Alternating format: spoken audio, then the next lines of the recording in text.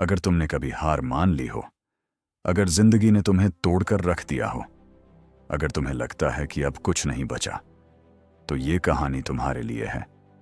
यह सिर्फ एक साधु की कहानी नहीं है, यह उस आग की कहानी है जो इंसान को राख से उठाकर रोशनी बना देती है। यह उस पल की कहानी है जब एक गांव ने खुद को फिर से जीना सिखाया, क्योंकि एक अनजाना आदमी उन्हें उनकी असली पहचान दिखाने आया था। सुनो, क्योंकि ये कहानी तुम्हें तुम्हारे अंदर के सोए हुए शेर से मिलवाने वाली है। ये है स्वामी विवेकानंद और वह अनसुना वाकया। साल 1992 का समय था। स्वामी विवेकानंद भारत भ्रमण के दौरान एक छोटे से गांव में पहुंचे। साधारण ग्रामीण कपड़े पहने हुए, कंधे पर एक झोला, माथे पर शांति का तेज और आंखों में गहराई। जो भी उन्हें देखता खुद को झुकने से रोक नहीं पाता। उस गांव का नाम था आनंदपुर। लेकिन उस समय गांव में कोई आनंद नहीं था। सूखा पड़ा हुआ था, फसलें खराब थीं, लोग दुखी थे और गांव के युवा दिशा विहीन थे। स्वामी जी जब गांव में पहुंचे तो किसी ने उन्हें नहीं पहचाना। उन्होंने सबसे पहले गांव के कुएं पर जाकर पानी पिया। वहीं पर कुछ युवक बैठे हंसी मजाक कर रहे थे। जब स्वामी जी ने उन्हें नमस्कार किया तो उनमें से एक युवक बोला, बाबा, आप जैसे साधु तो बहुत आते हैं कुछ न कुछ मांगने, हमारे पास देने को कुछ नहीं है। स्वामी जी मुस्कुराए और बोले, मैं मांगने नहीं, देने आया हूं। तुम्हें खुद को देने, तुम्हें तुम्हारी शक्ति का बोध कराने। उनकी आवाज में कुछ ऐसा था कि वे युवक एकदम शांत हो गए।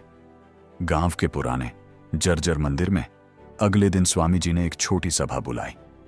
शुरुआत में सिर्फ 10 से 12 लोग आए, लेकिन जैसे ही उन्होंने बोलना शुरू किया, शब्दों की गूंज गांव के कोनों तक पहुंच गई। उन्होंने कहा, तुम्हें कोई बाहर से नहीं बचाएगा।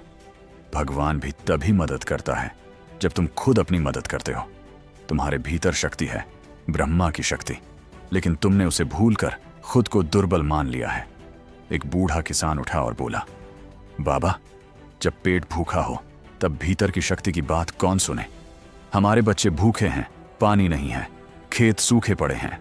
स्वामी जी कुछ क्षण मौन रहे, फिर बोले, जब राम वनवास में थे तब लक्ष्मण ने कोई सुख नहीं मांगा, उन्होंने सेवा मांगी। अगर तुम दुख में सेवा का भाव रखो तो दुख तुम्हारा कुछ नहीं बिगाड़ सकता। आज से तुम में से हर कोई एक दूसरे का सहारा बनेगा।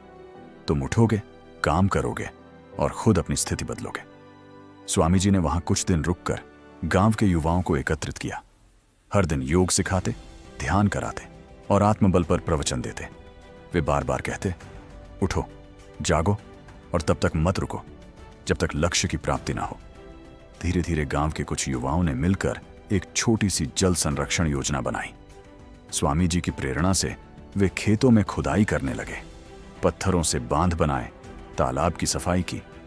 गांव के बड़े बूढ़ों ने पहले हिचकिचाया, लेकिन जब उन्होंने देखा कि युवा बदलाव ला रहे हैं तो वे भी साथ जुड़ने लगे।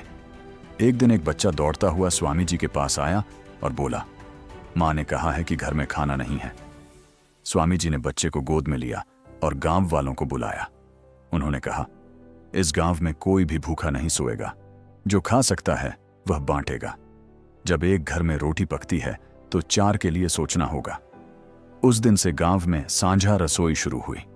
हर कोई थोड़ा थोड़ा अन्न लाकर साझा करता। बच्चों के लिए भोजन, वृद्धों के लिए देखभाल और युवाओं के लिए कार्य। गांव धीरे धीरे बदलने लगा। स्वामी जी वहां 3 महीने तक रहे। किसी को नहीं बताया कि वे कौन हैं। जब एक युवा अर्जुन ने उनसे पूछा, बाबा, आप कौन हैं? आपका नाम क्या है? आपने हमारे जीवन में जो बदलाव किया उसके लिए हम जानना चाहते हैं। स्वामी जी ने बस मुस्कुराकर कहा, मैं वही हूं जो तुम्हारे भीतर है। अगर पहचानना है तो अपने भीतर झांको। स्वामी जी ने गांव छोड़ते समय सिर्फ एक बात कही, अगर तुम सच्चे मन से सेवा करते रहोगे और आत्मबल को पहचानते रहोगे तो यही आनंदपुर दोबारा वैसा ही बनेगा जैसा इसका नाम है, आनंद से भरा हुआ। स्वामी विवेकानंद का अमेरिका में शिकागो भाषण हो चुका था। दुनिया उन्हें जान चुकी थी, लेकिन आनंदपुर गांव में एक बूढ़ा अर्जुन मंदिर में युवाओं को आज भी सिखाता है वही बातें जो कभी एक अजनबी बाबा ने सिखाई थीं। जब किसी ने अर्जुन से पूछा, क्या वो सच में स्वामी विवेकानंद थे? तो अर्जुन ने कहा, हाँ, शायद थे, पर जो उन्होंने सिखाया वह तो आज भी हमारे भीतर है। क्या जरूरी है कि हम नाम जानें? जरूरी यह है कि हम वही बन जाएं जो उन्होंने कहा था, आत्मबल से संपन्न, निडर और सेवाभावी। यह वह अनसुना वाकया है जो इतिहास की किताबों में नहीं मिलेगा, पर आत्मा की गहराई में उतरने पर जरूर महसूस होगा। स्वामी विवेकानंद केवल एक नाम नहीं, एक प्रेरणा है जो हर इंसान के भीतर सोए हुए वीर को जगाने आए थे। दोस्तों, ये सिर्फ एक कहानी नहीं थी, ये एक आईना था जिसमें आपने अपने भीतर की ताकत देखी। अगर इस कहानी ने आपके दिल को छुआ हो, अगर इसने आपको सोचने पर मजबूर किया हो, तो इस रोशनी को यहीं मत रोकिए। ऐसे ही और सच्चे, गहरे और प्रेरणादायक किस्सों के लिए आज ही सब्सक्राइब कीजिए हमारा चैनल ट्रूथ ऑफ लाइफ, क्योंकि हो सकता है अगली कहानी आपकी जिंदगी बदल दे।